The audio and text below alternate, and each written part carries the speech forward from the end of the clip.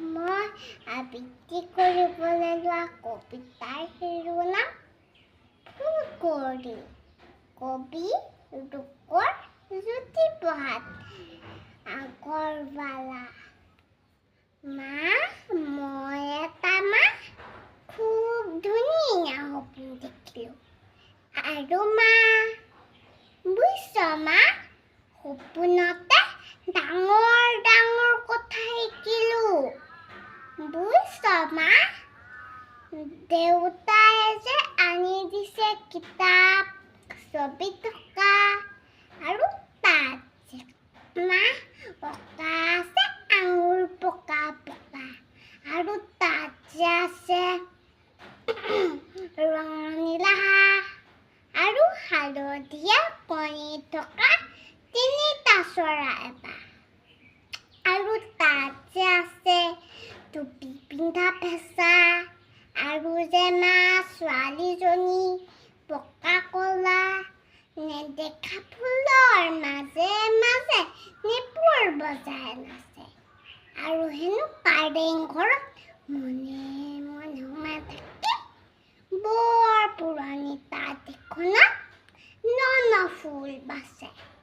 তাই হেনো সৰু ল'ৰালৈ ৰুৱে কলৰ পুলি, চেনী চম্পা মনোহৰ থোকা থোকে পকাই পকাই লৈ শিকিয়া তুলি।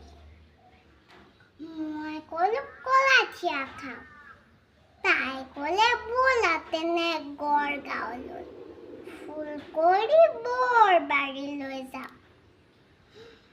মই ক'লো মা, মোৰ যে সৰু ভৰি, ইমান দীঘল বাটলৈ মই যাওঁ কেনেকৈ দৌৰি।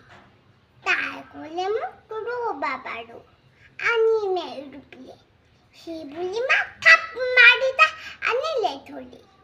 সিফালেদি উৰি যোৱা এটা ডাঙৰ হেন। পিছে মা, বুজিছ মা, হেনৰ মূৰত মাৰিলে এটা চৰ। একেচৰে হেনটো হয় দীঘল বহল বৰ। কল বেচা ছোৱালীয়ে কলা তুলি মোক, হেনৰ পিঠিত উঠি বহি তাৰ মূৰত মাৰিলে গোপ। পাখি মেলি ডাৱৰত হেনটো উৰি গ'ল। বুজিছ মা, আমাৰ এই পকা বঙলা আৰু কলঘৰ আৰু বাগিচাখন তলতে পৰি ৰ'ল, আৰু ওপৰৰ পৰা ভুপুলাটো মেকুৰী যাম দেখি, আৰু ষাঁড় গৰুটো ছাগলীৰ সমান হ'ল, আৰু দেউতাক দেখি মোৰ সমান তেনে অকণমান, আৰু তোক দেখি মই গাৰুটোৰ সমান। খোপা লগা মোৰ এটা যে গাৰুত লাগি আছে। ইস, খং কৰিছ কিয়? সঁচা কথা কৈছো মা, তই যদি যাৱ ওপৰলৈ তেনেকুৱাই ঠিক দেখিবি পাছে। ধন্যবাদ।